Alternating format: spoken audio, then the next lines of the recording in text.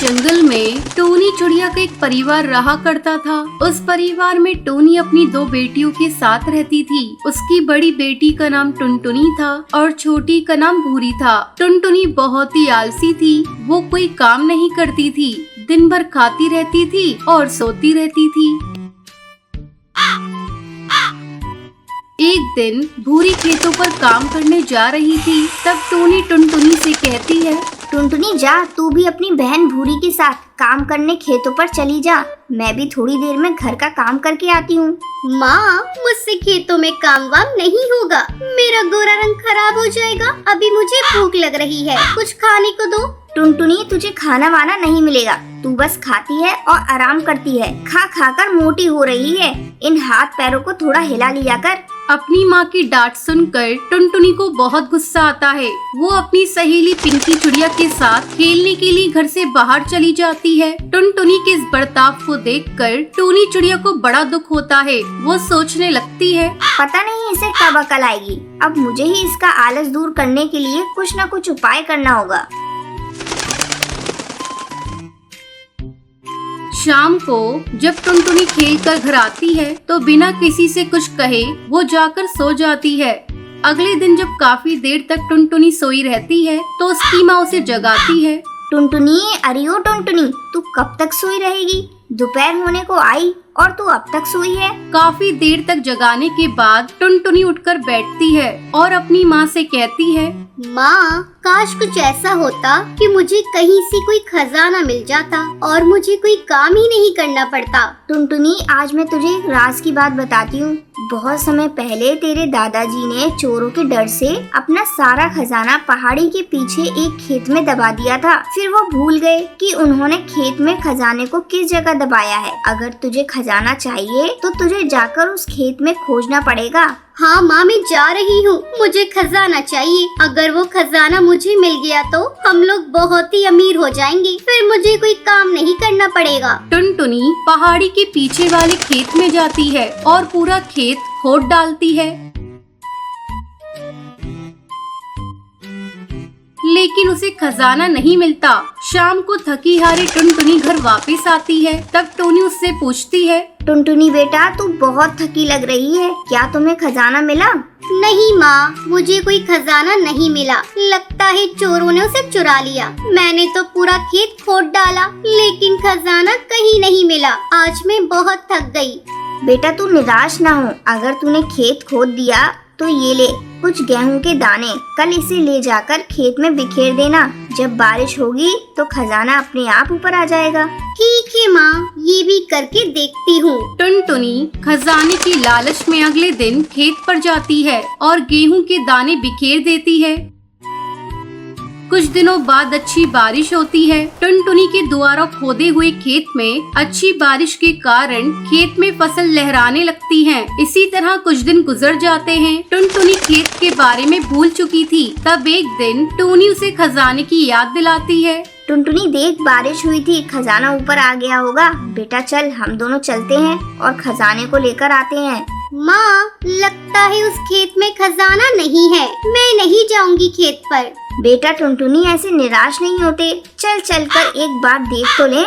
Tony के बहुत कहने पर टुनटुनी उसके साथ खेत पर जाती है और जैसे ही अपने खेत को देखती है वो खुशी से चिल्लाने लगती है, माँ, मिल गया खजाना। ये देखो, खेत में चारों तरफ खजाना ही खजाना है। फिर टोनी टुनटुनी को समझाती है, बेटा ये खजाना, ये गेहूं की फसल है। मैं इसी खजाने के बारे में तुझसे कह रही थी। इसे बेचकर हम लोग बहुत अमीर हो जाएंगे। अपनी माँ की बात टुनटुनी समझ जाती है और उस दिन से वो आलस करना छोड़ देती है।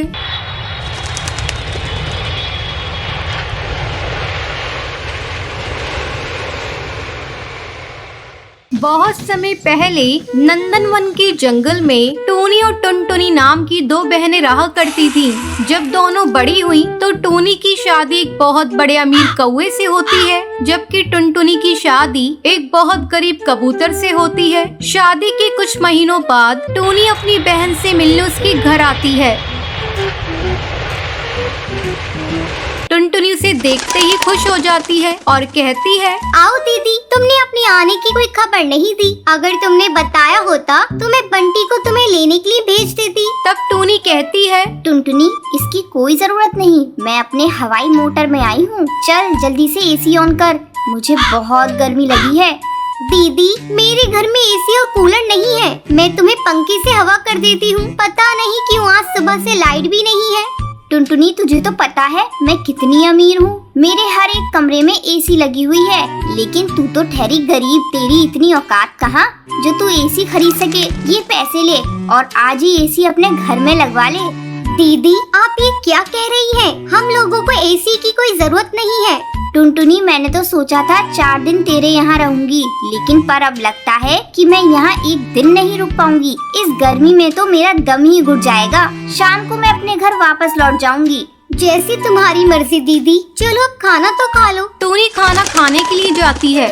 ये क्या टुनटुनी, तुझे तो पता है मैं जमीन पर बैठ के कभी खाना नहीं खाती। मेरे घर तो बड़ी सी डाइनिंग टेबल है। कभी मेरे घर आना और डाइनिंग टेबल पर बैठकर खाना खाकर देखना, कितना मजा आता है। टुनटुनी, मुझसे तेरी हालत देखी नहीं जाती। तू कहे तो तेरे जीजाजी से बंटी के लिए उनके ही ऑफिस में बात करूं।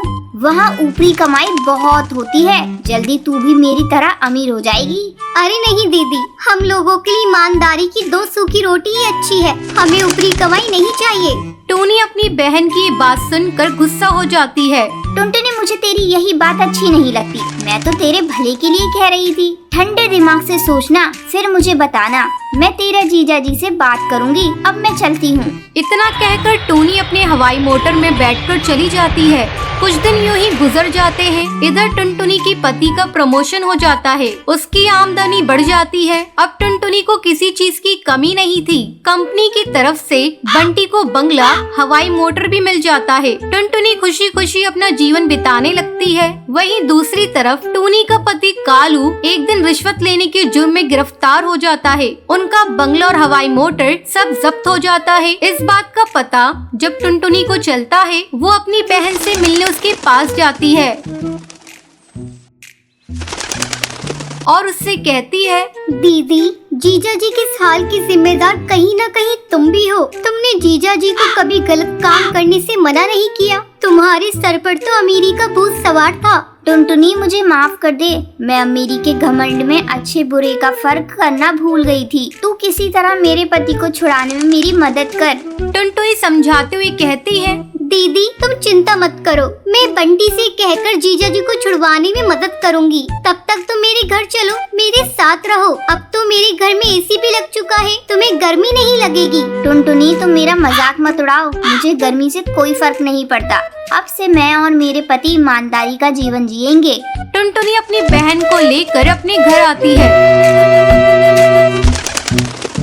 कुछ दिनों बाद कालू को जमानत हो जाती है। वो पूरी तरह से बदल चुका था। छोटी मोटी मजदूरी करके ईमानदारी की जिंदगी जीने लगता है। अब दोनों बहनें खुशी खुशी अपना अपना जीवन बिताने लगती हैं। एक रात टुनटुनी का पति टुन्नू उसे झगड़ा करके उसे घर से बाहर निकाल देता है। कम बखत कल मुही, निकल जा मेरे घर से और अपने इन बच्चों को भी लेकर जा। दिन रात कोहराम मचा रखा है मेरे घर में, मेरी पूरी जिंदगी खराब कर रखी है। जी, आप मेरे साथ ऐसा क्यों कर रहे हैं? मुझे इतनी रात को घर से बाहर क्यों निकाल रहे हैं? अब मैं अपने छोटे छोटे बच्चों को लेकर कहाँ भटकूंगी? अरे कल मुही, तू कहीं भी जा, मुझे कोई फर्क नहीं पड़ता। चल भाग यहाँ से। ठीक है, मैं अपने बच्चों को लेकर चली जाती हूँ। बच्चों चलो, कहीं न कहीं तो आसरा मिल ही जाएगा। माँ, मेरे से उड़ा नहीं जा रहा है। माँ, थोड़ी देर के लिए आराम कर लें क्या? नहीं नहीं बेटा, जब तक कहीं रहने की जगह नहीं मिल जाती तब तक मैं कैसे रुक जाऊं? नहीं बेटा, चल थोड़ा और सब्र कर ले। चल बेटा चल, मिल जाएगा कुछ न कुछ।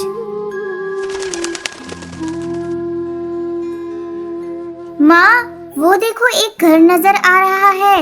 हाँ रानी बेटा, मुझे भी घर दिखाई दिया। चल तो देखिए क्या है। अरे लाडो बेटा, थोड़ा जल्दी जल्दी उड़। तू क्या कर रही है? अरे माँ, ये तो कोई टॉयलेट लग रहा है। अरे तो क्या हुआ? इस काली रात में हम लोगों के लिए इतनी जगह काफी है। चलो बच्चों, दोनों बैठकर आराम करो। टुनटुनी बच्चों के साथ बैठकर टॉयलेट में ही आराम करने लगती है। अगली सुबह माँ तुम इतनी सुबह सुबह कहाँ जा रही हो? अरे बेटा, खाने का भी तो इंतजाम करना जरूरी है। कब तक यूँ भूखे बैठे रहोगे तुम लोग? ठीक है माँ, तुम जाओ, मैं लाडो का ध्यान रख लूंगी।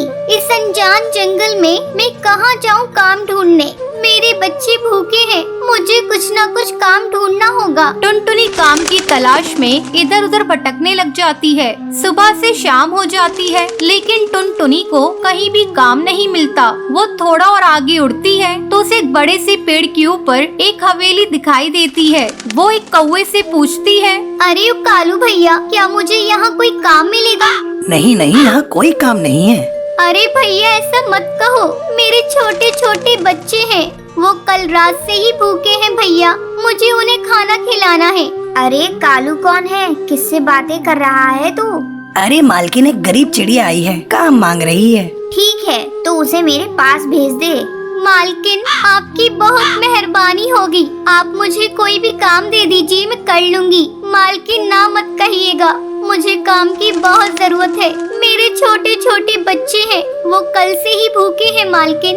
अच्छा ठीक है, तू जा खाना बनाने का काम देख ले, और हाँ, जाते समय अपने बच्चों के लिए कुछ खाना लेती जाना। ठीक है मालकिन, भगवान आपका भला करे। टुनटुनी उस हवेली में खाना बनाने का काम करने लगती है। इसी तरह बहुत दिन गुजर जाते हैं और एक दिन, अरे टुनटुनी, तू रहती कहाँ है? तेरे बच्चे स्कूल में पढ़ते भी हैं या नहीं? अरे मालकिन, मेरे घर के बारे में मत पूछिए, वो बहुत दूर है। अरे टुनटुनी, बताना कहाँ है तेरा घर? मैं सच में तेरे घर को देखना चाहती हूँ टुनटुनी।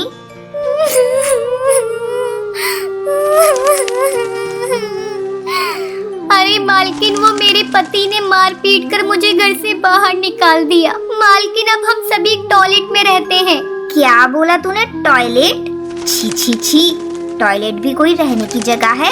तू एक काम कर, अपने बच्चों को अपने साथ लेती आ, यहीं रह ले तू भी। नहीं मालकिन, आप इस मुसीबत को अपने सर क्यों ले रही हैं? क्या पता मेरा पति कब आ जाए और यहाँ भी झगड़ा करने लगे। मालकिन, तब मैं कहाँ जाऊँगी? अरे टुनटुनी, तू कैसी बातें बोल रही है? तेरे छोटे छोटे बच्चे हैं, तू ये कौन सा भविष्य दे रही है उन्हें टुनटुनी? तो और मैं क्या कर सकती हूँ मालकिन? मैं गरीब और असहाय हूँ, तो मैं क्या कर सकती हूँ?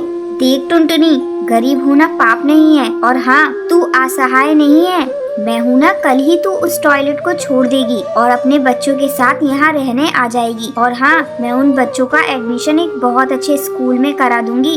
उनका भविष्य मुझे ही देखना है।